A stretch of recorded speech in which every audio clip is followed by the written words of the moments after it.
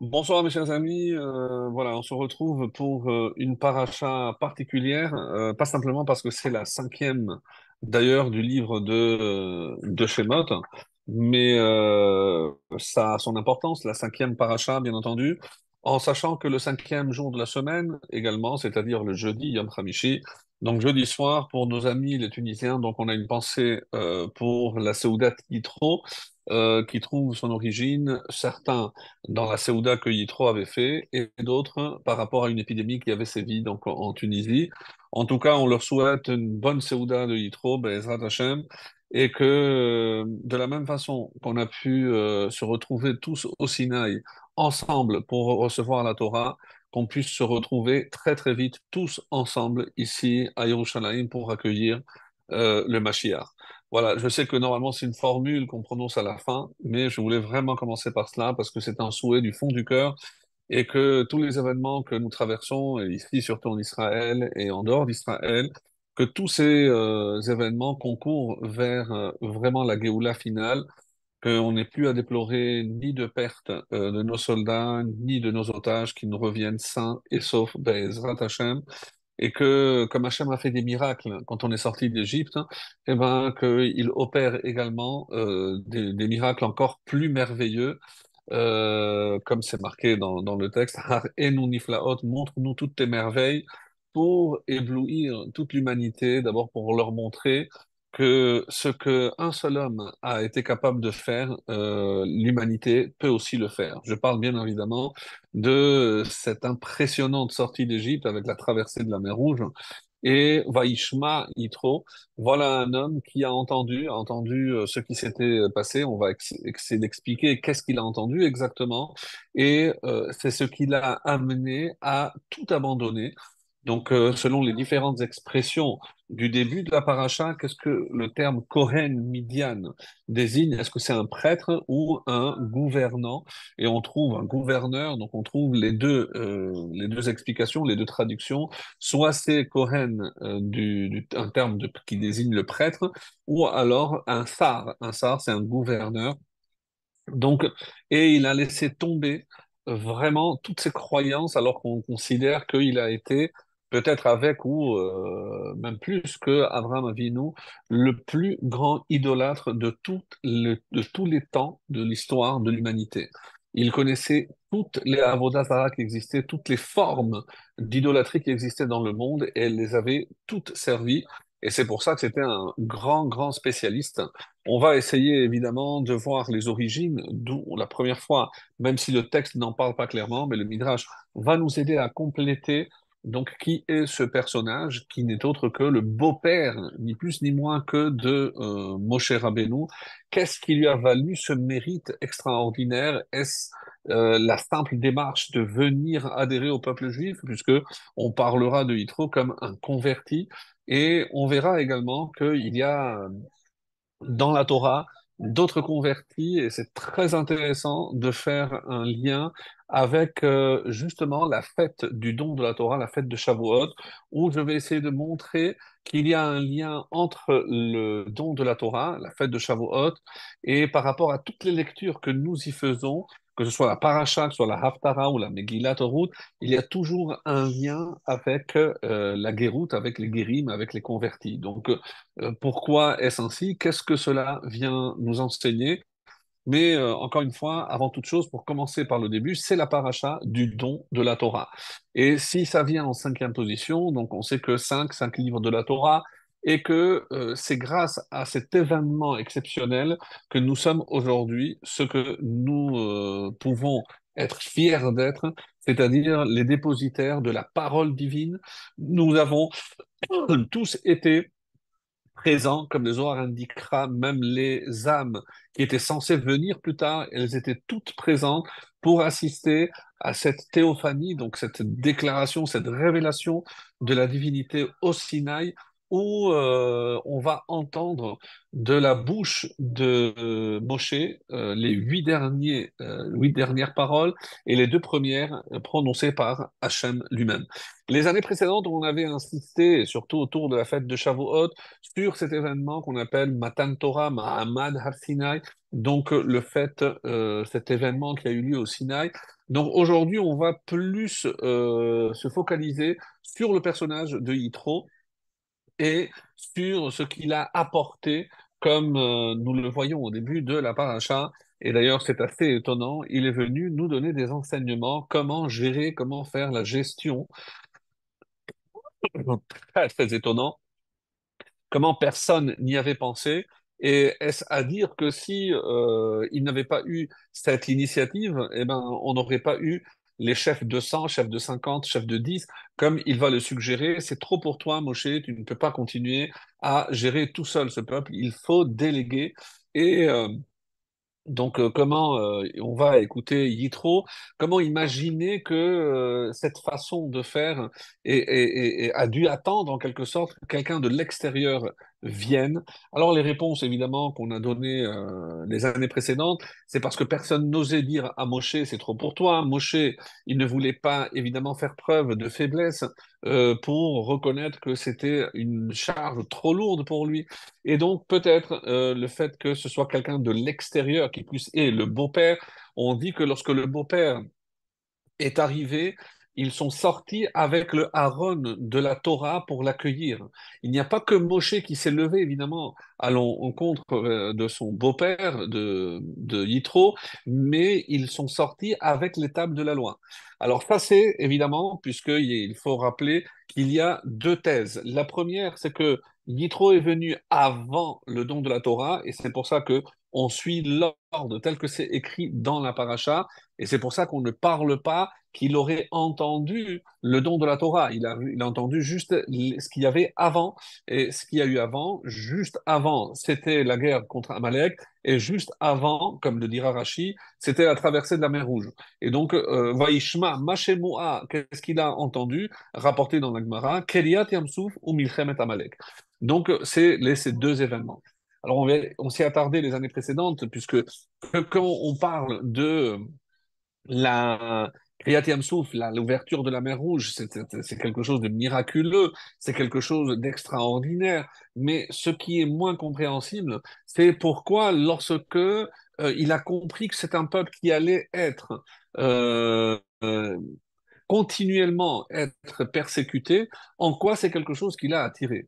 Puisque Amalek est venu finalement pour refroidir le bain, comme on a l'habitude de dire d'après l'expression du Midrash, pour essayer de calmer les élans d'enthousiasme de la part du peuple juif qui avait vécu des événements hors normes et pour leur dire vous n'êtes pas si invincible que cela et c'est pour vraiment jeter un froid, et c'est le cas de le dire, jeter un froid à l'intérieur des cœurs du peuple juif pour leur montrer qu'ils n'étaient pas si invincibles qu'ils le croyaient.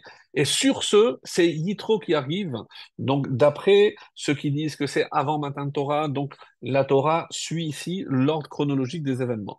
Et d'autres thèses disent non, Yitro est venu après Matan Torah.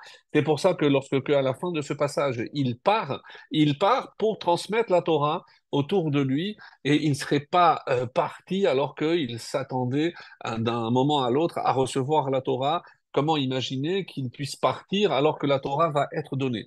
Donc ça, c'est pour ceux qui pensent justement que Yitro est parti après Matan Torah. Donc, il y a les deux thèses avec des preuves pour les uns, des preuves pour les autres. On n'est pas là pour départager. Ceux qui veulent plus approfondir, il y a des midrashim, il y a des textes dans la Gemara.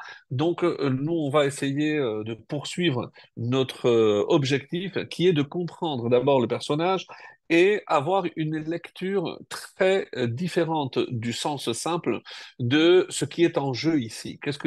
Qui est Yitro? Et c'est le Harizal, bien entendu, qui va nous aider à lire tout ce texte d'une autre manière, mais vraiment qui va nous ouvrir les yeux sur autre chose. Mais avant cela, laissez-moi vous introduire les propos justement d'introduction du Zohar. Le Zohar, lorsqu'on arrive à cette paracha, Par quoi le Zohar commence-t-il? Et il dit, Lo nitna haTorah ad le'achar sheba Yitro.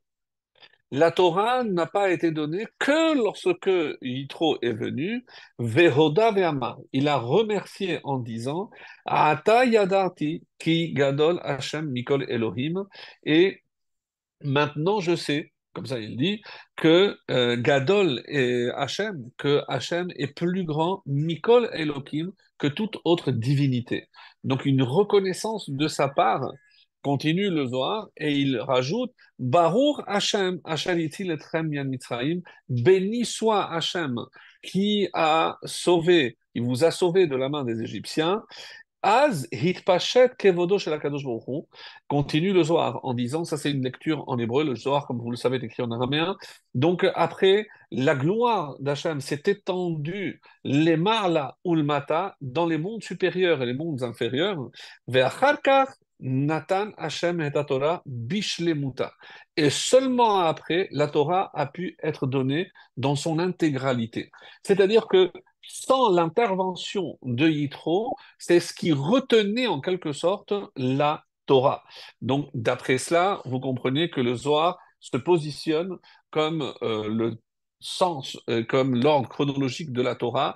Ici, il fallait d'abord que Yitro vienne pour pouvoir déclencher le processus du don de la Torah. Donc, d'après le Zohar, Yitro est venu avant le don de la Torah et c'est sa venue qui a enclenché, justement, a engendré le don de la Torah.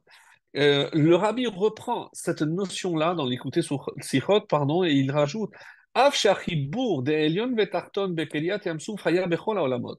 Donc c'est vrai, et c'est comme ça que dans la Chassidoute on explique, donc juste pour expliquer cette notion-là, dans la Chassidoute on explique qu'est-ce qui a changé à partir de Matan Torah. On dit justement que même si les Avot, tous les patriarches faisaient les commandements, faisaient les mitzvot, mais ils n'avaient pas les moyens de marquer la matière de spiritualité. Pourquoi? Parce que tant qu'on n'avait pas encore reçu l'ordre émanant d'Hachem, donc on n'avait pas la force de marquer la matière du sceau de la spiritualité. Donc et c'est ça ce qu'on appelle les mondes supérieurs et les mondes inférieurs.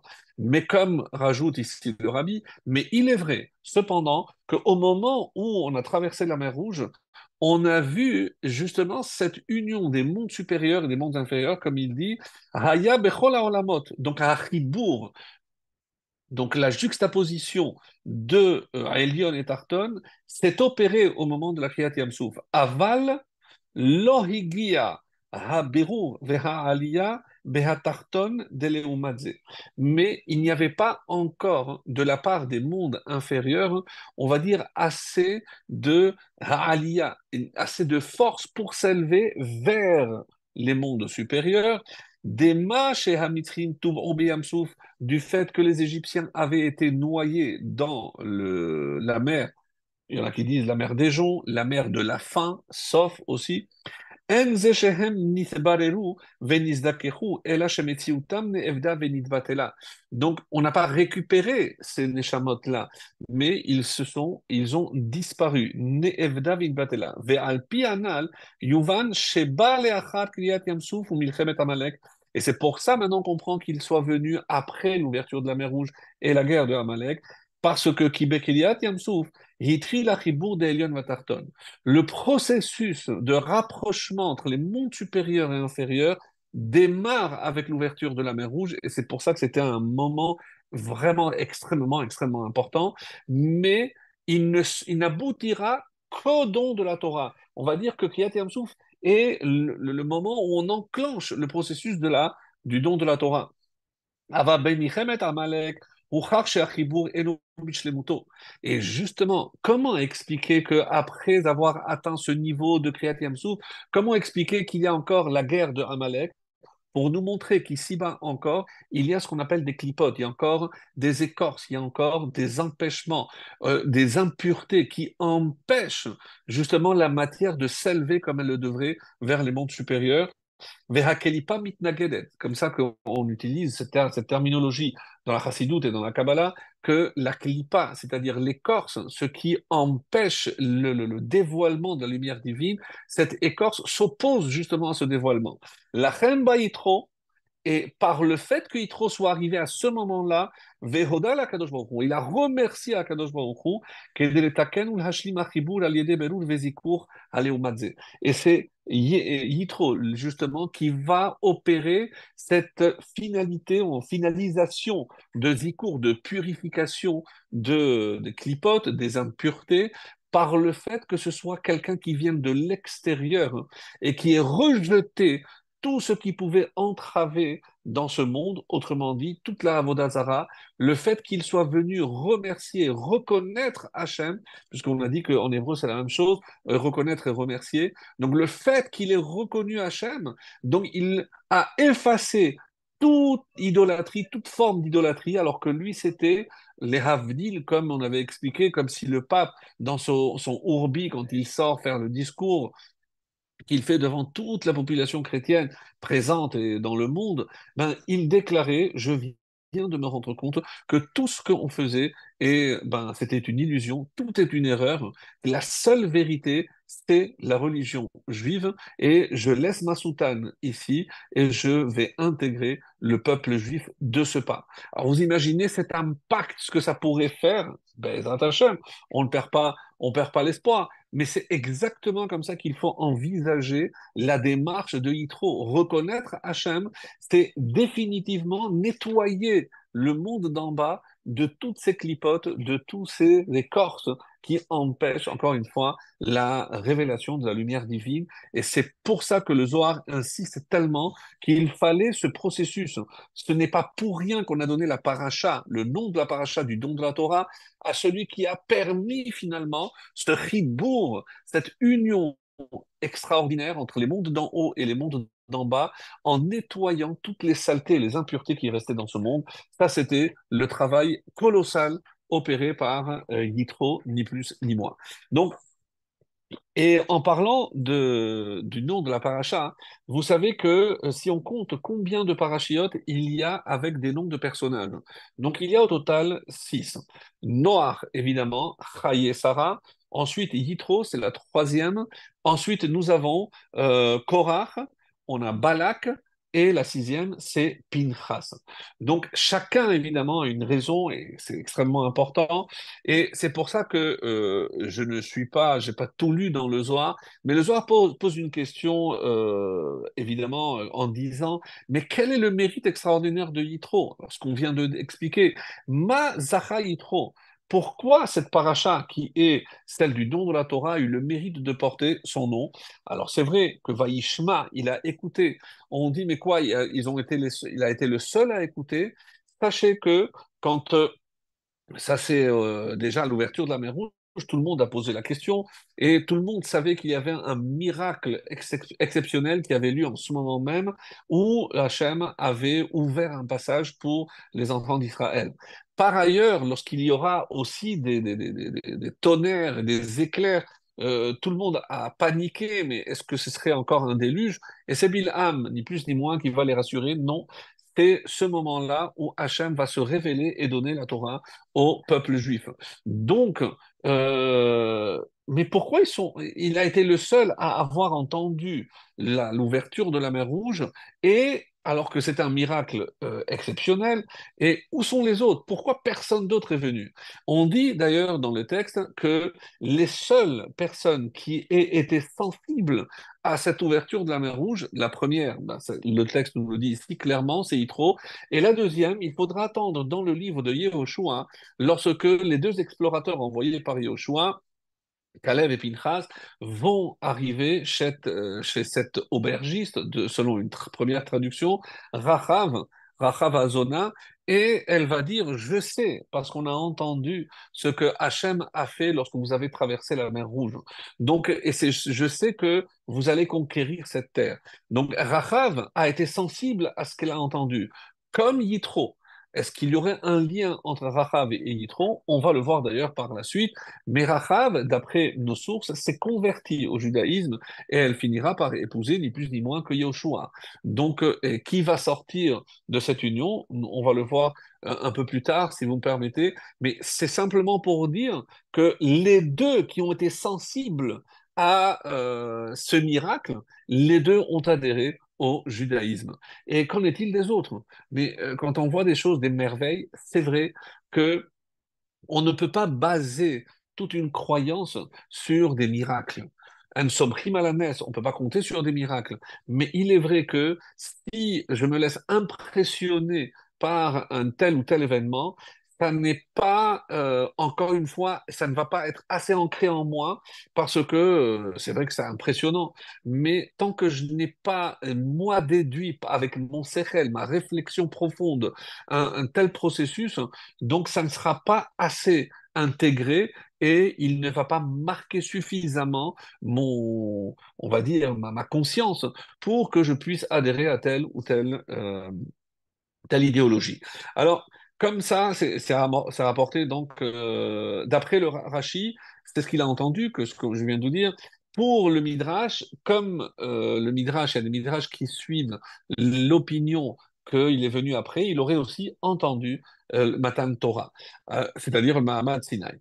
Alors, comme je l'ai dit, donc Rachav, elle aussi, on dit, elle a entendu. Et qu'est-ce qu'il y avait de particulier à Milchemet, à Amalek? C'est que comme il devait terminer la bataille contre Amalek, Moshe, à un moment donné, a arrêté le soleil. Et évidemment, c'est un événement qui ne peut pas passer inaperçu. Donc tout le monde a entendu. Donc ça, c'est d'après le sens simple. Pourquoi on a intégré, qu'est-ce qu'on a entendu avec la guerre de Amalek? Que Hachem a permis au peuple juif de continuer à lutter contre Amalek, et pour ce faire, il a arrêté le soleil. Donc ce n'est pas rien. Et tout le monde a vécu, a vu cet événement extraordinaire. Et pourtant, ils sont restés les mêmes. Alors, quand Bilham va dire aux nations qui sont venues demander, mais qu'est-ce qui se passe? Et il a répondu cette phrase, Hachem rose les Hamoïten. Donc ne vous inquiétez pas, Hachem, il va donner sa force au peuple juif. C'est quoi cette force? En rose et la Torah. Donc la force, la puissance, c'est évidemment la Torah. Donc Hachem s'apprête à donner la Torah. C'est pour ça que c'était au début de ce processus, lorsque il y avait des tonnerres, des éclairs, etc. Je dis non, non, non, Hachem s'apprête, ose les Amoïten. Et à ce moment-là, les nations ont répondu, Hachem yevarech et amo bashalom.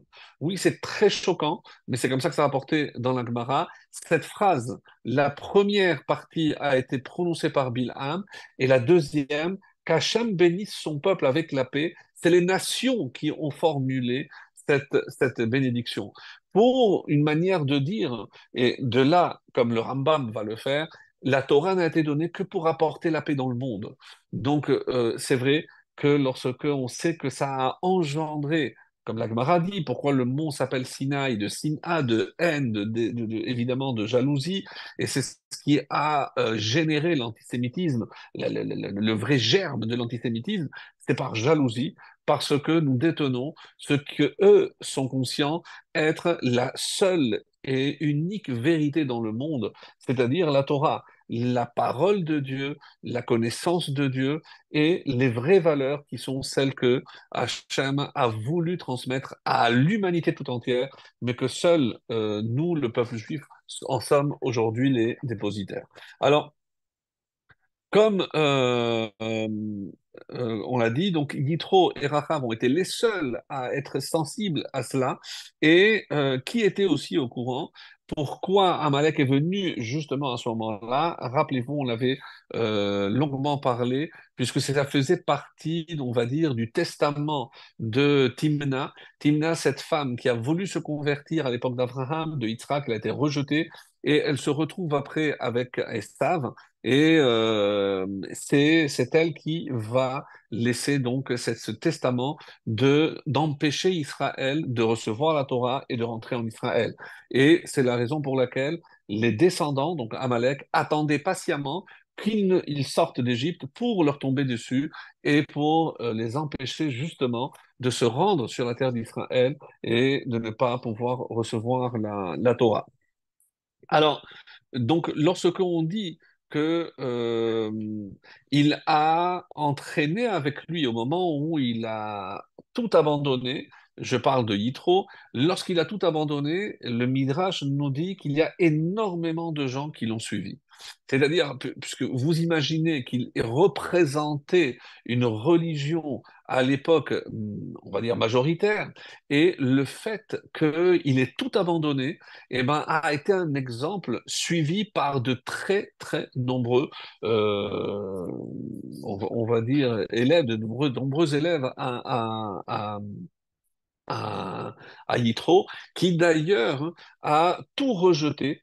Et c'est pour ça que dans le village à Midian, il a été un petit peu déshonoré, puisque personne n'a accepté de travailler. Comment il a trahi notre civilisation, notre culture, notre religion, nos croyances. C'est un traître et personne ne voulait travailler. C'est la raison pour laquelle, comme on le sait, ce sont ces filles qui effectuaient des travaux de pâturage et de bergère, comme on l'a vu avec Moshe. Et c'est la récompense que Dieu lui a donnée, justement, c'est que cette paracha portera désormais pour l'éternité le nom de ce personnage, c'est-à-dire Yitro.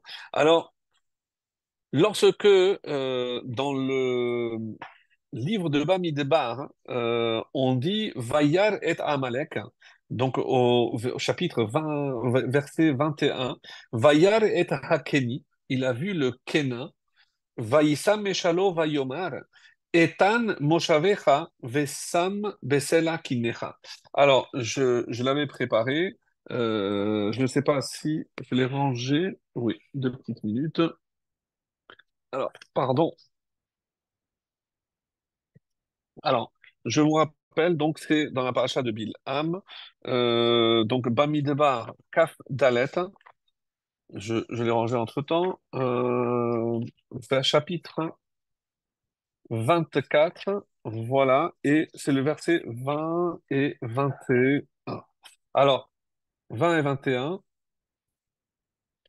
c'est lorsque Bilham euh, fait ses prophéties, et voilà ce qu'il dit au sujet d'abord de Amalek. Alors, on va y arriver. Et voilà ce qu'il dit. Vayar et Amalek, donc il a vu Amalek, et Vaïssa Meshalo Vayoma, il a prononcé sa parabole en disant Amalek est le premier parmi les peuples, Amalek ve'acharito ade oved, et son avenir est voué à la destruction éternelle. Donc c'est une prophétie, on le sait, peut-être à la fin, mais Amalek disparaîtra définitivement et on est en train de s'y atteler. Croyez-moi que c'est vraiment une guerre pour mettre à genoux et exterminer définitivement l'Amalek. Le verset 21, Vayaret Hakeni, après il a vu le Kénite, et Vaïsam Eshalo Vayomar, et il a aussi prononcé sa parabole en disant solide est ta demeure. Etan, solide, forte. Moshavecha est ta demeure. Vesim basella kinnecha, et établi sur un rocher kinnecha ton nid. Alors, regardez ce que Rachid dit. Euh, Je vous lis le commentaire, donc vous regardez comme c'est ce qui est basé sur Rachi. Il a vu le Kénite. Autrement dit, qui est le Kéni, qui est appelé Kéni? Lorsqu'on va voir si ça fait partie des noms de Yitro. Il a vu la famille de Yitro. C'est comme ça que c'est rapporté aussi dans le livre de Shoftim, le juge 4, qui demeure près d'Amalek. À la terrible fin qui attend l'impudent Amalek, Bilham oppose l'évolution sereine de la postérité de Yitro. Elle est mentionnée aux côtés de la tribu de Yehuda dans le livre des Chroniques, ce qui, selon nos sages, témoigne de son exceptionnelle érudition de Torah. Et dans les termes de Rashi, comme ça, il est dit, les fiches Kenni Takua et Amalek. Au départ, il était collé à Amalek, Keinian Shene'emar, comme c'est rapporté, on a dit, mais à la fin, qu'est-ce qu'il a étonné? Achar Amalek, Nistakel Bigdulatam. Il a vu leur grandeur, les descendants donc de Yitro. Tel Bene Yitro, Shene'emar Bahem, Taratim, Shematim, Shochechim, Vélivré. Donc, et on a vu, comme c'est rapporté dans Sanhedrin 106, que tous les descendants de Yitro vont être des juges. Donc, c'est ce il a vu, comment expliquer le contraste entre Amalek et le Kenny, donc qui est autre que Yitro. Donc, pour montrer que c'est pas seulement Yitro, mais il aura une descendance exceptionnelle. Et on va continuer à le voir ensemble. Alors, parmi les noms de Yitro, on a dit, il y en a 7, alors que Moshe, on avait vu, il en avait 10. Parmi ces noms, il y a Reuel, Yeter, Chovav, Chever, parce qu'il a fait le chibour entre, on a dit, on a expliqué, d'après d'après le Zohar et la Chassidoute, il a fait le lien entre le haut et le bas. Kenny, c'est pour ça que chaque fois qu'il est question des Kenim, c'est les descendants de Yitro, et Poutiel. Voici les noms. Et pour ceux qui veulent l'explication plus approfondie de chacun de ces noms, ça se trouve dans le Shem Mishmoel sur la paracha, où on trouve toutes les explications très très intéressantes. Alors, pour revenir donc à un détail important, on a vu ici que son nom est Yeter. Donc, si ça, c'est les 7 noms, Reuel, Yeter, Chovav, Hever, Kenny, Poutiel et Yitro. Mais quelle différence il y a entre Yeter et Yitro? Et c'est le Baal HaTurim, évidemment, qui va nous mettre sur la bonne piste. Qu'est-ce qu'il va nous dire, le Baal HaTurim? Écoutez bien, Yitro, Keriba Yater Vav. Normalement, on vient de dire, son nom c'est Yeter. Et qu'est-ce qu'on a rajouté? On lui a rajouté le Vav. Et chez Shisha Shemot Hayulo Yoter al She'ar Ben Adam. Parce qu'il avait 6 noms en plus du sien. Davar Acher, Davar Acher, donc ça c'est, on a dit Karebe Yatar Vav. Donc Yatar Vav en plus 6. Ça, c'est ce qu'on peut expliquer. La première explication qu'il nous donne, les Balatourim, d'où le nom Yitro, pour nous dire qu'il y a en plus 6. C'est-à-dire 6 noms en plus du sien. Bon, ça, c'est une explication. Shisha Mishemotam, donc maintenant d'avoir à une deuxième explication du Balatourim. Sheba Lekabel Yud Diberot, donc le premier Yitro, donc Yud, c'est les 10 commandements, puisqu'il est venu recevoir les 10 paroles du Sinaï. Ve-tav resh vav mitzvot yoter al sheva rishonot shel nistavu bnei Noach. Donc on sait que, à part les 7 lois noachides, combien on a rajouté de mitzvot? Ben 613 moins 7, c'est 606. Et 606, c'est tav resh 400, 206, mais qui peut se lire aussi route.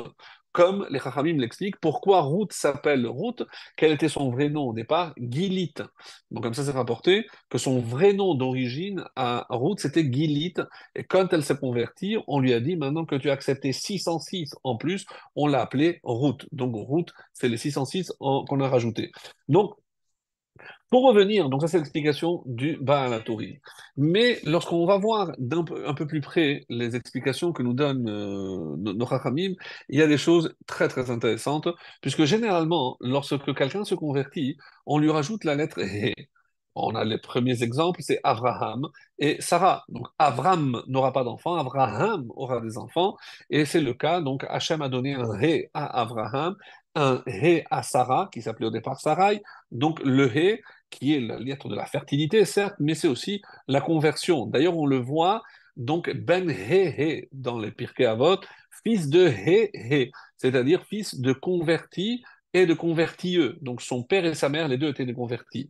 Et un autre sage aussi, dont le nom peut sonner un petit peu bizarre, c'est Ben Bag Bag. Bag, c'est les initiales de Ben Ger, Ben Guilloret. C'est une explication, mais c'est Bet Gimel aussi, c'est He, puisque Bet c'est 2, Gimel c'est 3, 2 et 3, 5. Donc pour nous dire qu'il y a ici une conversion de la part de sa mère et de la part de son père. Donc Ben He He, Ben Bag Bag, ça revient toujours à la lettre He, qui est celle qu'on rajoute pour la conversion. C'est assez rare qu'on rajoute un vav lorsque on parlera ici d'une conversion. Et c'est apparemment ce que, si je pars du principe que Yeter était son nom d'origine, parmi les 6 noms qu'il avait, donc c'est qu'on lui a rajouté un vav. Et on va expliquer pourquoi on lui a rajouté ce Vav, comme l'a suggéré d'ailleurs le Balatourim, mais il y a un autre personnage, mes chers amis, à qui on a rajouté enfin une autre lettre, et on vient d'en parler aussi, c'est ni plus ni moins que le successeur de Moshe Rabbeinu, c'est-à-dire Yehoshua, qui s'appelait au départ Roshea, et on lui a rajouté le Yud. Alors, j'attire votre attention sur le fait que ces quatre personnages à qui on a rajouté une lettre, à Abraham, Sarah, Yitro et Yehoshua, si on prend les lettres qu'on a rajoutées à chacun, He pour Abraham et Sarah, et Yud pour Yehoshua et Vav pour Yitro. Donc, qu'est-ce que ça nous donne, mes chers amis?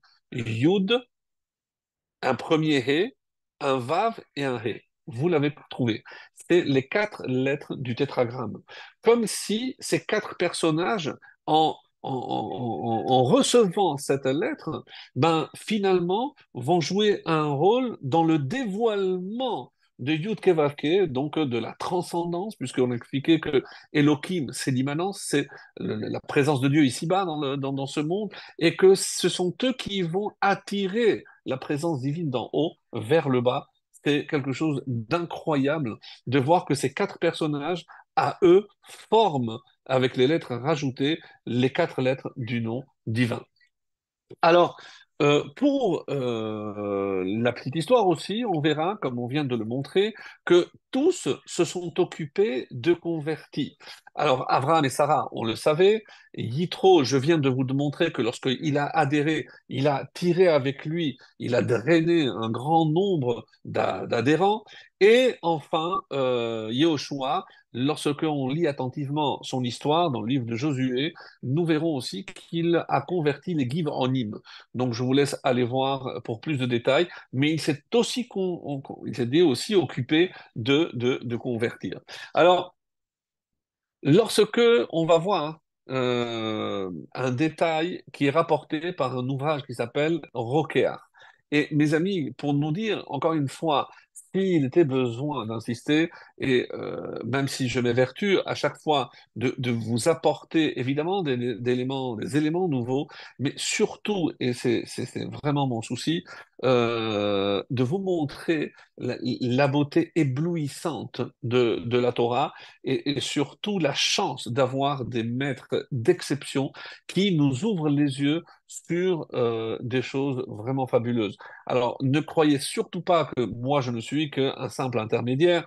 J'ai la chance d'aller fouiner, d'aller puiser ces enseignements, mais mon plus grand plaisir, évidemment, c'est de le partager avec le plus grand nombre.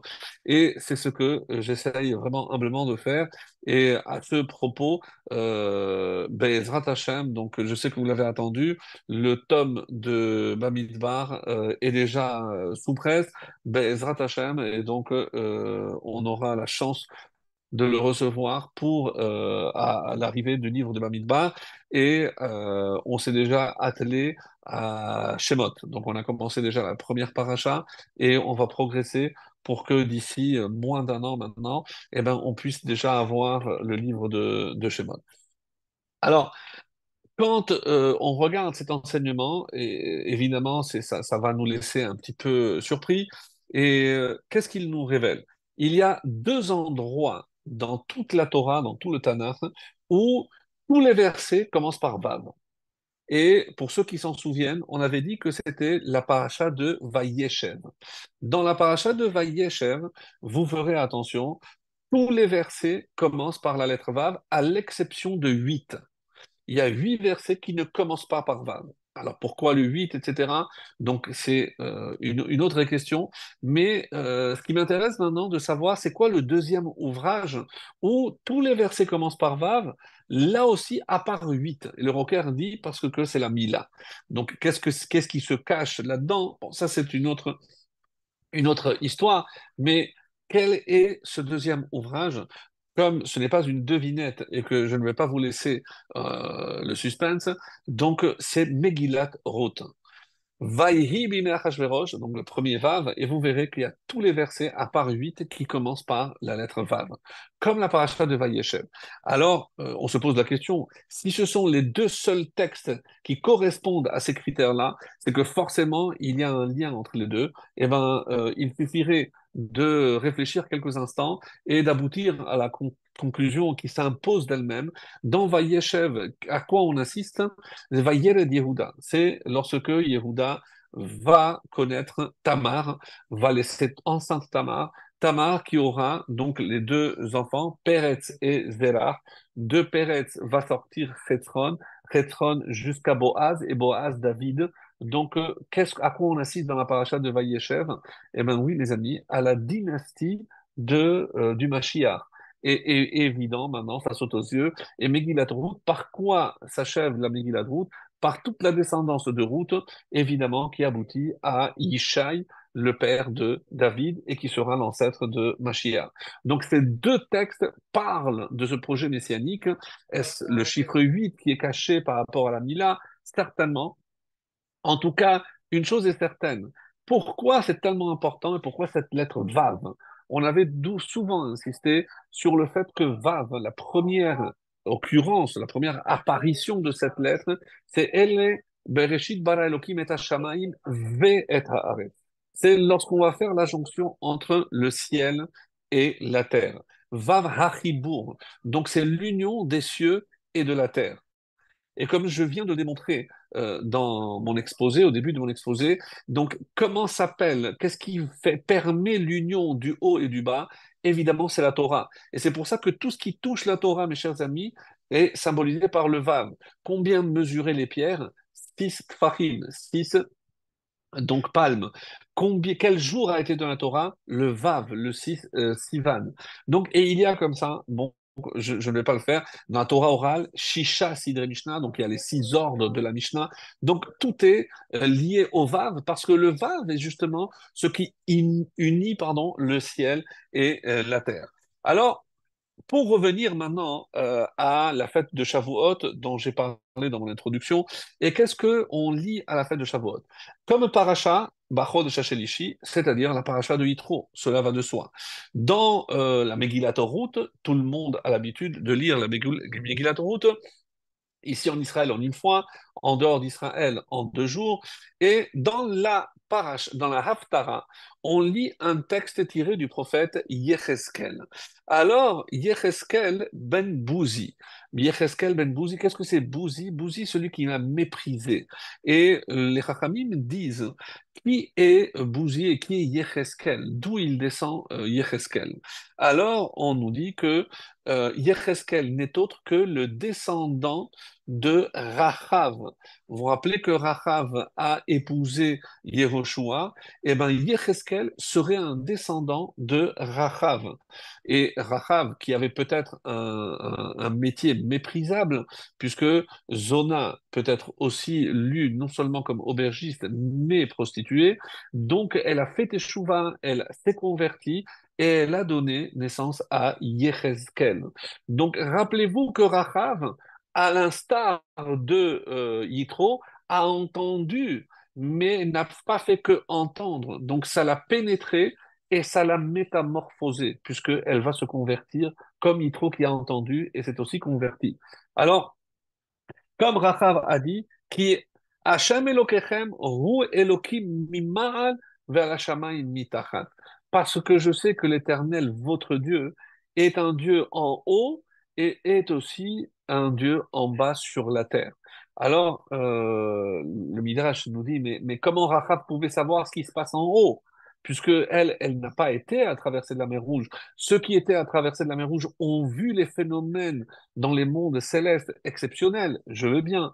Mais Hachem lui a dit, tu auras comme récompense, toi qui as deviné ce qui se passait en haut, tu vas avoir un descendant qui sera le seul à avoir une vision de ce qui se passe en haut.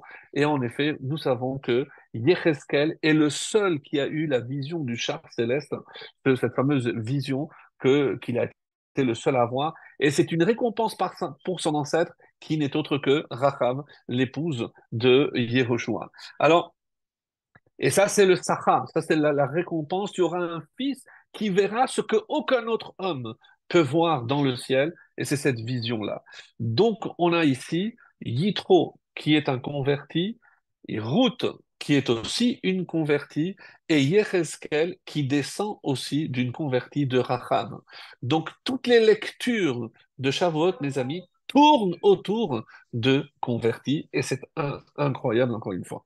Alors, un autre point qui n'est pas du moindre, et ça c'est encore avant d'aborder la vision du Harizal, c'est le prix Tzaddik, Rabbi Tzadok HaKohen de Lublin, qui nous dit que si on veut savoir la teneur d'un événement, je regarde dans la Torah orale où est-ce qu'on décrit cet événement.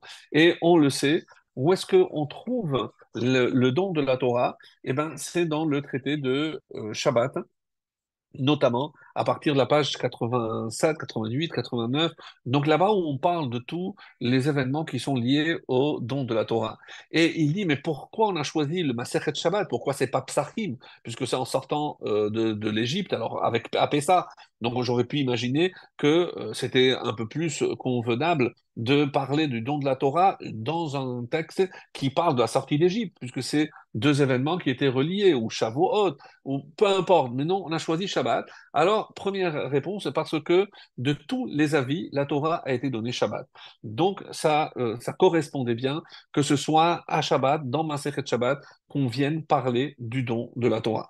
Alors, tout ce qui touche Matan Torah se trouve dans Masechet Shabbat. Et quel est le chapitre? C'est le neuvième chapitre du traité de Shabbat.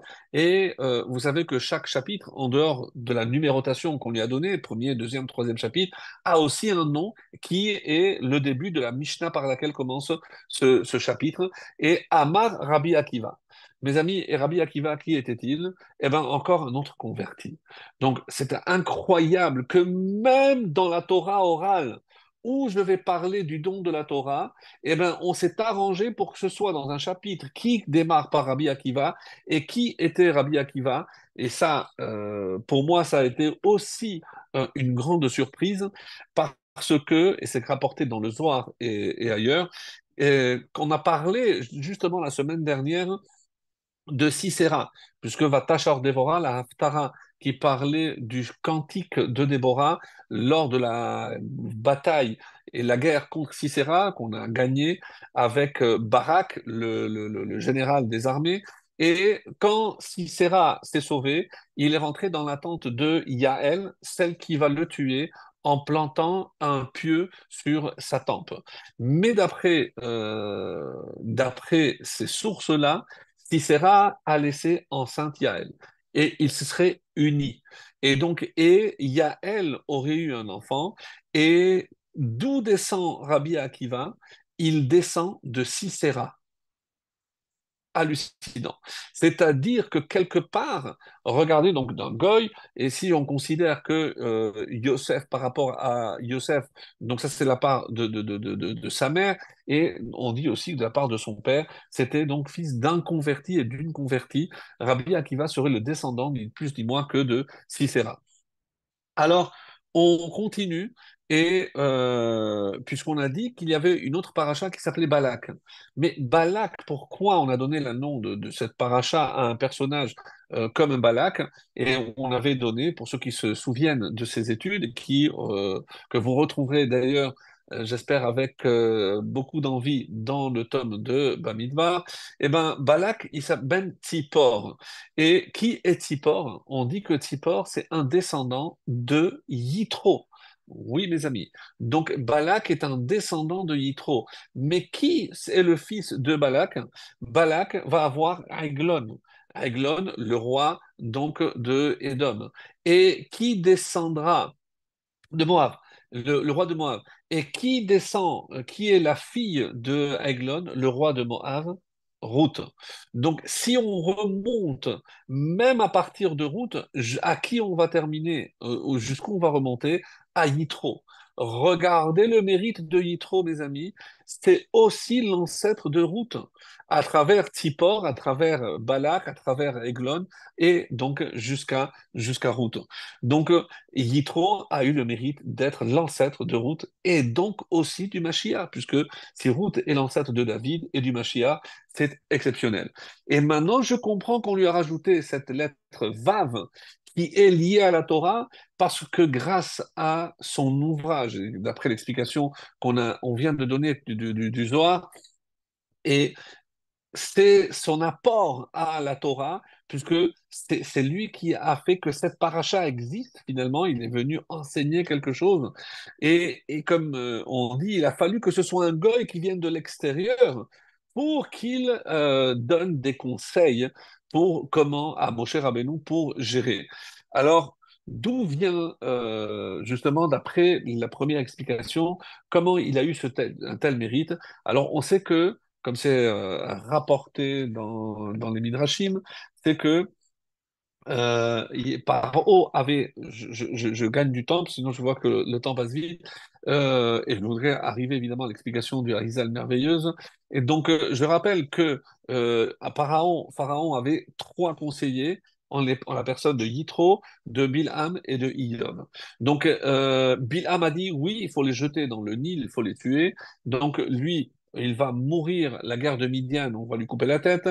Iyov s'est tu, donc il n'a rien dit. Il a eu des Issourines et Yitro, Barak, il a dû se sauver parce qu'il s'est opposé. Donc il aurait pu se taire. Non, il ne s'est pas tué. Donc il a manifesté justement son antagonisme, son opposition à ce projet-là et sa nécessité d'un courage exceptionnel. Et c'est pour ça que souvent, mes amis, on voit lorsque tout le monde accuse Israël, avoir le courage de venir et défendre Israël, c'est ce qui a valu à Yitro ce mérite exceptionnel. Lorsque que tout le monde s'acharne sur lui, on a vu que Amalek s'acharne et personne n'a bougé un petit doigt pour venir défendre. Et alors il s'est dit, ça c'est la preuve que c'est le moment où je dois, moi, Yitro, choisir pour venir prendre la défense du peuple juif. Comme on a vu à des périodes sombres de notre histoire, des personnages qui ont eu ce courage, même au détriment de leur vie, comme l'histoire nous l'a montré. Donc Yitro se sauve, Bilham est tué par l'épée, et Iyov va connaître des Issourines parce qu'il s'est tué. Alors, pourquoi Yitro s'est sauvé? Alors, il aurait pu dire, moi aussi, je m'abstiens. Non, alors que par son opposition, mes amis, il a tout perdu parce qu'il avait une position de rêve dans le palais du pharaon, c'était un des conseillers, il avait assuré pour sa postérité un métier d'avenir, donc il a tout perdu. Et c'est incroyable, mais qu'est-ce qui a valu à ce personnage le fait de mettre en avant une vérité, une conviction profonde qu'il avait, même contre tous ses contemporains, eh ben, tant pis, il est allé au-delà. Et c'est pour ça que, parce que toi, tu ne peux plus donner des conseils dans le triumvirat de Pharaon, eh ben, je vais te récompenser et tu viendras donner des conseils chez moi, dans mon peuple. Et il est venu donner des conseils à Moshe. Ça, c'est d'après le Pshat. Donc, c'est très beau. C'est comme une sorte de récompense, de compensation, plus exactement, puisque tu as fait fi de ton poste que tu avais, un poste en or, eh ben sache que je vais te récompenser et tu vas être le conseiller de mon berger à moi, de ni plus ni moins que Moshe Rabbeinu. Alors, alors, alors c'est pour ça qu'il est dit dans le psaume Hallelu kol avdei Hashem. Donc, louer tous les serviteurs d'Hachem, Shabechuhu kol haomim, que toutes les nations fassent son éloge, qui gavar alenu chasdo, parce que sa bonté est sur nous. Mais alors la bonté est sur nous, le peuple juif, et c'est les goïms qui vont faire la louange de Dieu. Alors le Rav de Brisk donne une réponse merveilleuse. On dit oui, parce que ce sont eux qui savent tout ce qu'ils ont comploté contre nous et qui n'a pas abouti. Ils savent qu'Hachem nous protège. Qui mieux que celui qui ourdit tous ces plans-là, Otsuaetsa, vous pouvez faire tous les plans que vous voulez, Vetoufa, mais tout sera annulé. Pourquoi? Qui a Immanukel? Parce que Hachem est avec nous. Donc, qu'on ait vraiment le mérite de voir ça aussi aujourd'hui de nos jours, de voir tous ces plans, tous ces projets qui sont ourdis à droite et à gauche, et que Hachem continue de nous protéger. Et c'est pour ça que Pharaon a dit Ki badavar asher zadou alehem, parce que moi je sais ce qu'ils ont comploté contre vous. Moi je faisais partie. Et comment Hachem les a euh, finalement punis, mida keneged mida. Pourquoi Hachem les a noyés, eux qui avaient voulu noyer vos enfants, comment Hachem s'est vengé et il a fini par les noyer. C'est la preuve qu'il y a une justice divine et c'est ça qui a évidemment ouvert les yeux à Yitro. Alors, jusqu'ici, on va dire, c'est la partie dévoilée. On va maintenant aborder, si vous le voulez bien, donc si Hachem nous donne le temps, en tout cas, on va essayer de faire vite, la partie qu'on appelle Niftar, c'est-à-dire maintenant, d'après une lecture du Harizal, comment lire tout ce passage, et vous allez voir des choses. Alors, pour certaines, je pense qu'on en avait abordé, mais à peine. Mais là, véritablement, ça vaut vraiment le coup. Et nous savons que il y a, juste en préambule, une notion qu'on appelle Heder Hagilgulim. C'est le fait que certaines âmes reviennent dans ce monde, et ce, afin de parachever, de conclure ce qu'on appelle le tikkun de cette neshama, et que si malheureusement une âme est venue, n'a pas fini sa mission, elle sera appelée à revenir, et des fois, sans rentrer dans trop de détails, cette âme peut revenir non pas dans des hommes, mais aussi dans des animaux, lorsque malheureusement, donc on n'a pas le mérite de venir achever cette mission dans le corps d'un homme, on peut venir aussi sous forme d'animal qu'Hachem nous protège, et donc, dans quel cas, c'est souvent, écoutez bien, pour des questions d'argent. C'est pour ça qu'il faut être vraiment d'une honnêteté exemplaire.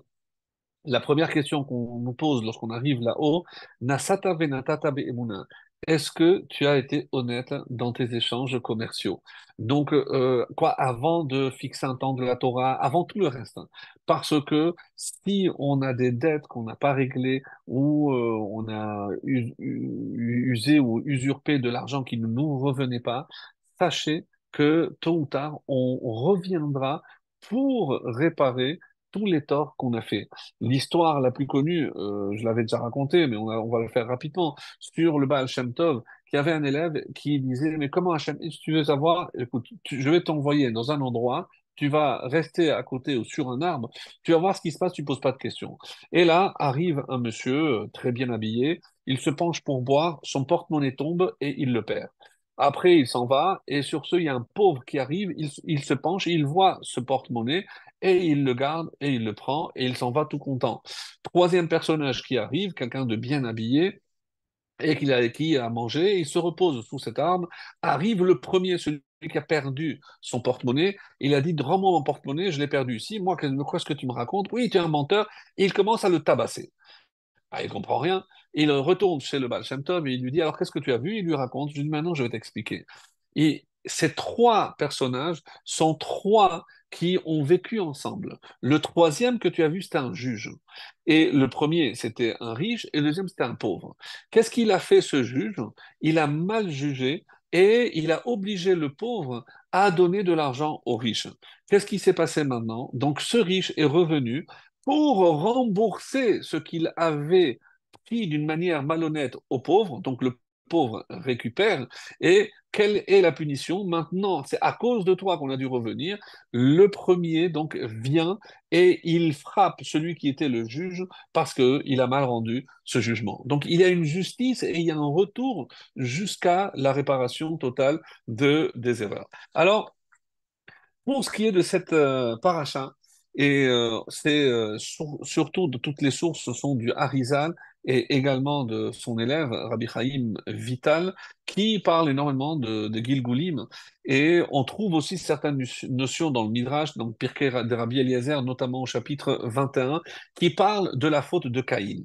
Alors pour revenir sur la faute de Caïn, donc il a apporté du fruit de la terre, et la terre qui représente l'Égypte. C'est comme ça que c'est rapporté dans Pirkei de Rabbi Eliezer. Et Hevel, il a apporté mi Bechorot Sono, de meilleur, du meilleur de, de son troupeau, on dit qu'il a apporté de la laine. Donc l'un a apporté du lin, l'autre a apporté de la laine, d'où donc ce mélange qui a entraîné la mort et qui nous est interdit jusqu'à aujourd'hui. Donc le tzon, le troupeau représente Israël et la terre représente la terre de l'Égypte. Alors on sait que qu'est-ce qui s'est passé? Ils se sont disputés. Ils se sont disputés, alors il y a trois opinions. Donc je passe très vite pour aller à l'essentiel. Quelle a été la source? Puisque dans le texte, Vayomer, il a dit, mais le texte ne rapporte pas sur quoi ils ont discuté. Alors il y a trois opinions différentes dans les sources qui sont très intéressantes. La première, c'est ils se sont disputés sur les biens mobiliers et les biens immobiliers. Donc, mais ça n'a pas de fin, parce que toi, tu portes des pantalons, mais ça, si c'est immobilier, donc ça, c'est à moi. Donc, et il s'en sortait pas, donc, et jusqu'au moment où Caïn a fini par tuer Hevel. Deuxième, un peu plus, c'est pour savoir se disputer sur l'emplacement du Beth Amikdash.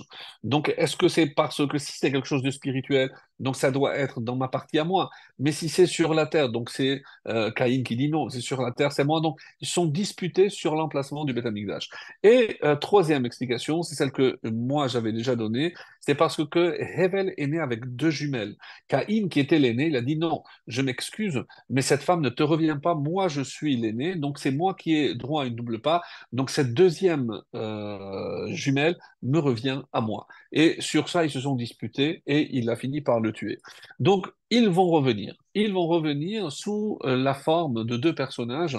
Donc, Hevel reviendra sous la forme de Moshe Rabbeinu, comme vous le savez, et dans Moshe, les lettres de Moshe, c'est Moshe, c'est le dernier, Shin, c'est Chet, troisième fils de Adam, et He, c'est Hevel, c'est évidemment celui qui est mort.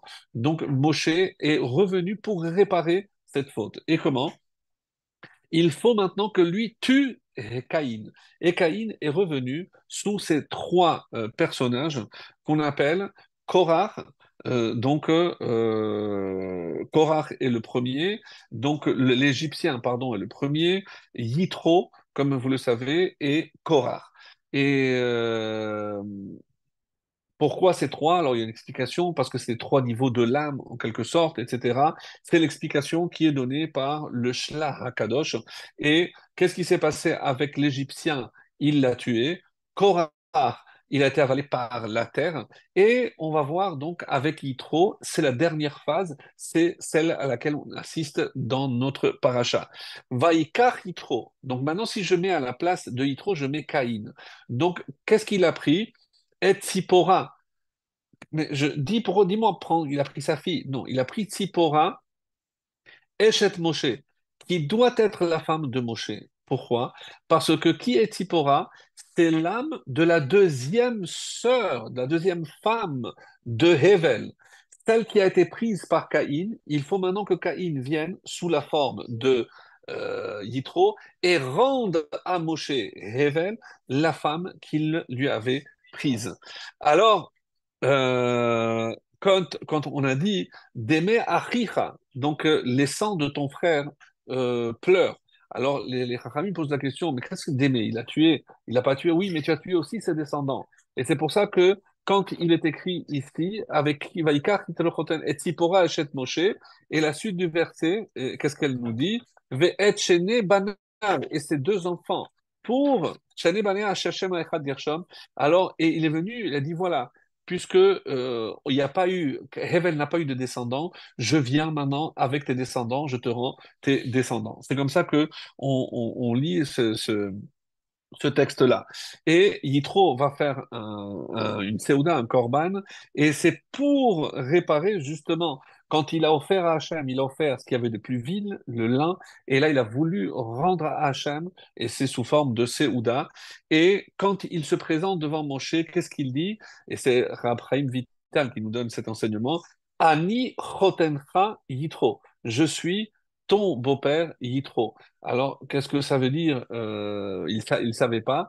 Non, regardez les premières lettres. Ani, Aleph, Chotencha, Chet, Yitro, Yud. Aleph, Chet, Yud, Achi. Tu es mon frère. Je suis Hevel.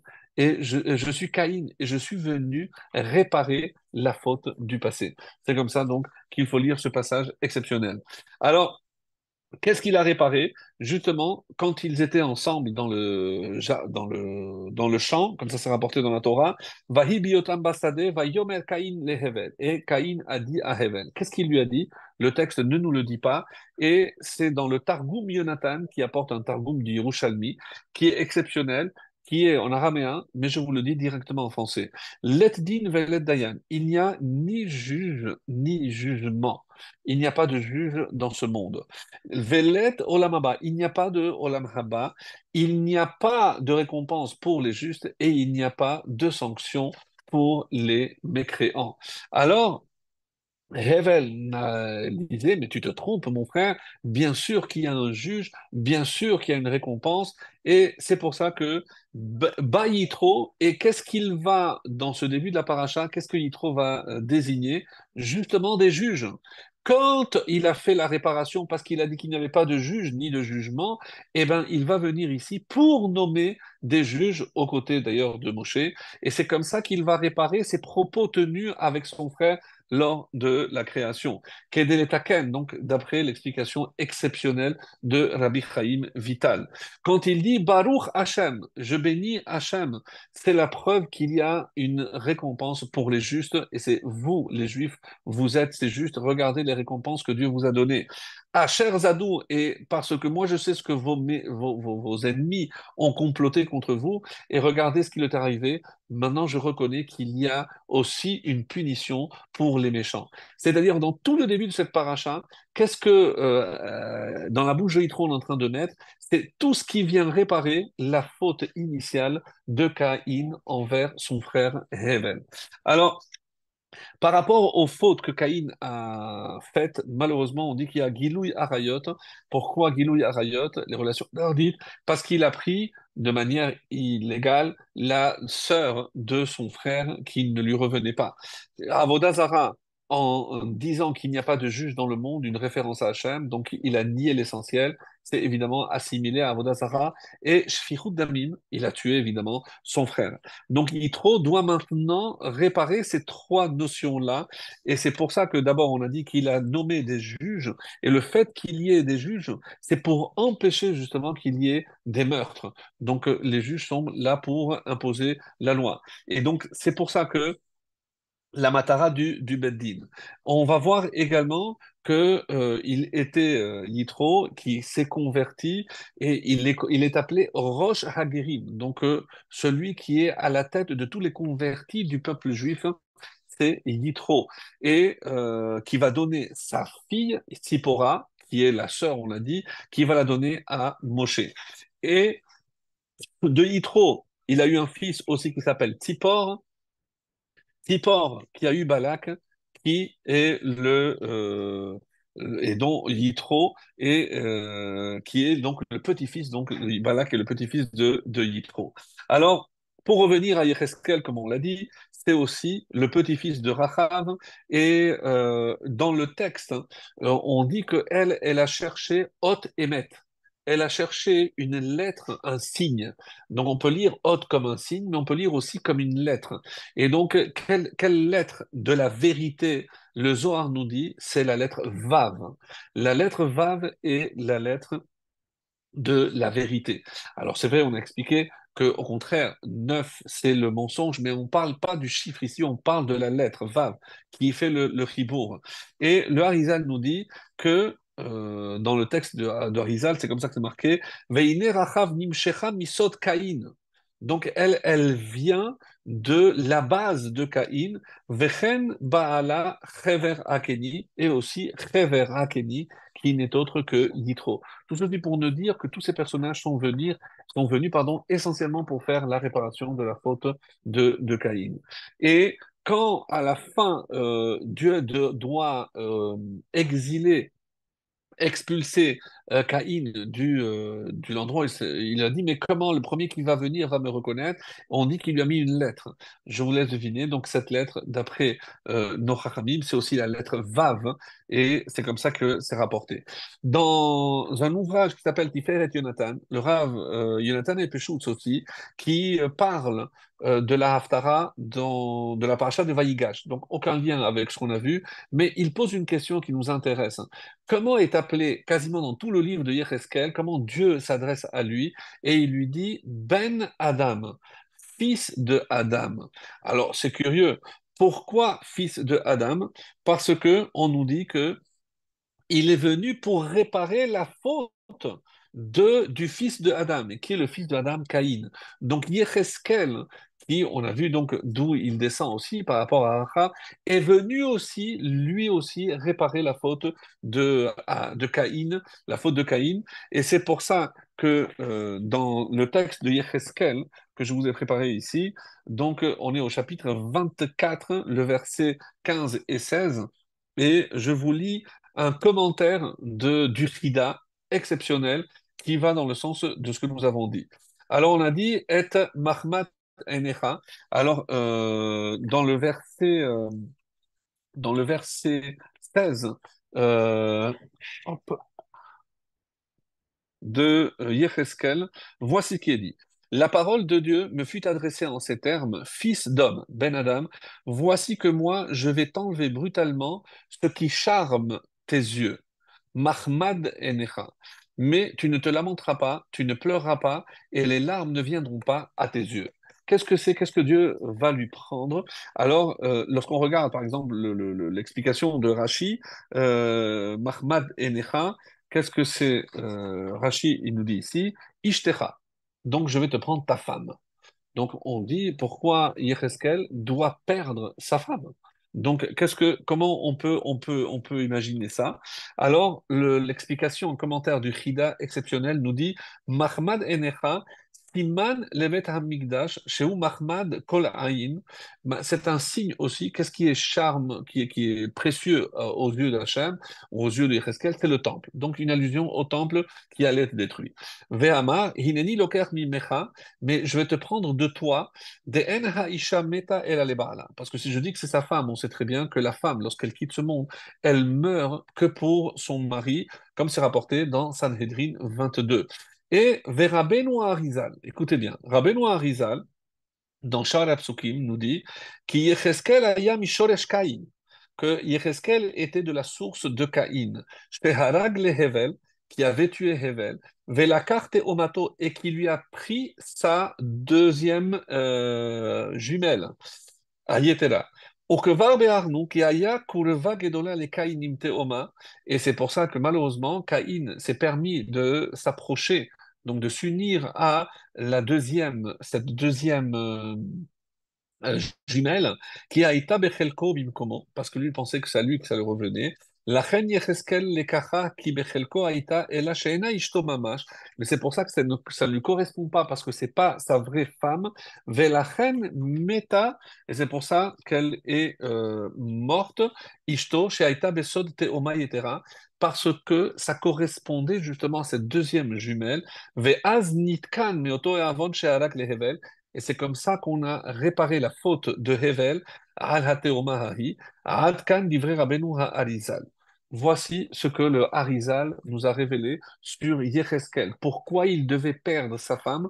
Parce que ça faisait partie de la réparation de la faute de Caïn. Alors, pour terminer sur le dernier personnage dont on a parlé, c'est-à-dire Rabbi Akiva, donc dans le neuvième chapitre de Masechet Shabbat. Et on dit qu'il est né de Mitor Sisera Veyael, et c'est pour ça que dans Masechet Gittin, à la page 57b, il est écrit Mi bene banav shel Sisera, lamedu tinokot beYerushalayim. Les descendants des descendants de Sisera, donc de ce général, euh, il a eu des descendants qui ont étudié à Yerushalayim. Et on complète Manhu, mais de qui il s'agit? On dit que c'est Rabbi Akiva. Et le Rama Mipano, Rabbi Menachem Azaria Mipano, dit que Rabbi Akiva est né de Sisera et de Yael et de Eshet Cheverakeni, qui aussi descend de la femme de Cheverakeni, qui était de Yitro. Et c'est comme ça que on voit que finalement tout ce qui est lu à Shavuot, mes amis, a un lien avec les convertis, avec la lettre Vav, hein. Et on a vu que Yitro et finalement les parachiotes qui portent le nom, regardez, on a dit Yitro, Korach. Mais finalement, donc, il a fait aussi le tikkun de Caïn, donc c'est aussi lié à Yitro. Balak ben Tsippor, qui est aussi le petit-fils donc de Yitro, et Pinchas, qui est le fils de El-Hazar, le fils de Aaron, qui a épousé qui? Une fille de Yitro, qui est aussi appelée Poutiel. Donc finalement, à part Noach et à part Sarah, les quatre autres noms de parachiotes qui portent le nom d'un personnage sont tous reliés à Yitro. Et c'est pour ça que on peut dire que finalement tout est lié et c'est pour terminer avec ce qui a valu, qu'est-ce qui a vraiment pour revenir un petit peu au chat et pour essayer de conclure notre cours de ce soir, quelle a été, pour ainsi dire, la qualité suprême de Yitro? Eh ben, on a vu qu'il a eu le courage de s'opposer. Il a aussi toujours été, il n'a pas hésité à rechercher la vérité. Et c'est pour ça que ce qui définit Yitro, d'après par exemple un personnage, un rave qui s'appelle Rabbeinu Lupian, il nous dit quelle est la grandeur de Yitro, Mevakesh et Haemet. Il a toujours été à la recherche de la vérité. Et c'est pour ça que qui c'est qui aujourd'hui recherche la vérité? Eh ben, c'est les juges qui, lorsqu'il y a un conflit, évidemment, ils veulent trancher, mais qu'est-ce qu'ils recherchent? Forcément la vérité. Ceux qui vont étudier la Torah, c'est pour savoir qui a raison finalement, et c'est pas pour m'opposer à l'autre, mais non, c'est parce qu'on recherche la vérité.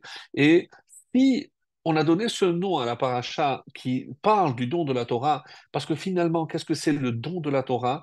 C'est le émet, mes amis, c'est la recherche de la vérité. Qui peut recevoir la Torah, enfin? C'est celui qui recherche véritablement la vérité, parce qu'il n'aboutira qu'à une seule et une seule conclusion, comme Yitro l'a fait, c'est justement la vérité. Alors, et là, ma conclusion, c'est sur un texte justement de la Gemara que tout le monde connaît, lorsque on dit qu'ils sont arrivés au-dessous, au pied de la montagne. Littéralement, on dit qu'ils sont arrivés sous la montagne. C'est le fameux Shabbat, traité de Shabbat à page 88. Et donc là-bas, on nous dit, de là, on apprend qu'Hacham, il a pris la montagne, il a renversé sur le peuple juif, Kegigit, comme un tonneau, comme une cruche. Et qu'est-ce qu'il leur a dit? Si vous acceptez la Torah, c'est bien. Sinon, là sera votre sépulture. Alors, on a toujours imaginé que c'est une forme de contrainte. Eh ben, écoutez, si le seul choix qui nous reste, c'est ou accepter la Torah ou mourir, il est évident que tout le monde a dit, ben oui, ben nous on veut vivre, on veut pas mourir, et c'est pour ça qu'on a accepté la Torah. Mais je vous propose une autre lecture exceptionnelle, merveilleuse, et c'est ce mot-là, gigit. Qu'est-ce que c'est gigit? C'est quelque chose, finalement, nous disent nos chachamim, quelque chose qui est creux. C'est pour ça qu'on parle ou d'une marmite, ou qu'on parle d'une cloche, on parle d'un tonneau. Ça veut dire quelque chose qui est creux à l'intérieur. Et si Hacham l'a placé, il n'a pas dit qu'il voulait les exterminer, il les a menacés, et il leur a fait finalement comprendre quelque chose. Sachez que si vous n'acceptez pas la Torah, vous allez rester comme coincé sous une cloche. C'est-à-dire lorsque finalement vous allez faire de votre monde un cercueil. Parce que qu'est-ce que vous allez suivre finalement comme modèle? C'est vos valeurs à vous. Et lorsque l'homme suit son modèle, ses valeurs, les valeurs matérielles, les valeurs humanistes, tout ce que vous voudrez. Donc, mais c'est un finalement, qu'est-ce que vous êtes en train de créer autour de vous? Un cercueil. Donc là, c'est comme ça que vous allez vous enterrer. Maintenant, ce que moi je vous propose, la Torah, c'est pour ne pas vivre dans ce carcan que vous êtes en train de vous créer autour de vous. Et c'est pour ça que le texte nous dit que les lettres étaient gravées, Harut, ne dit pas gravé, parce que ce qui est gravé est figé, mais Khérout, c'est la liberté. Ce que je vous propose, c'est sortir justement de ces valeurs qui vont vous aliéner, finalement faire de vous un être enfermé, et c'est vous qui allez causer votre propre perte, et vous allez transformer votre système de vie en un cercueil. C'est pour ça qu'il dit, là, vous mourrez. Donc, mes amis, ce n'était pas du tout une menace. Au contraire, Hachem veut nous faire comprendre que la seule voie qui nous mène vers la liberté, c'est la Torah, que Hachem ouvre les yeux à tous ceux qui n'ont pas encore vu pour qu'ils comprennent que ce que Hachem nous propose, c'est non seulement la vraie liberté, la vérité, mais c'est notre richesse la plus, on va dire, la plus chère qui puisse exister. Et c'est ce que je souhaite à tous, d'ouvrir les yeux pour enfin comprendre où se trouve la vérité et surtout la vérité, comme je l'ai dit, pardon, et aussi la liberté. Qu'Hachem nous ouvre les yeux et qu'on puisse tous voir et être vraiment des êtres libres aux yeux de Dieu.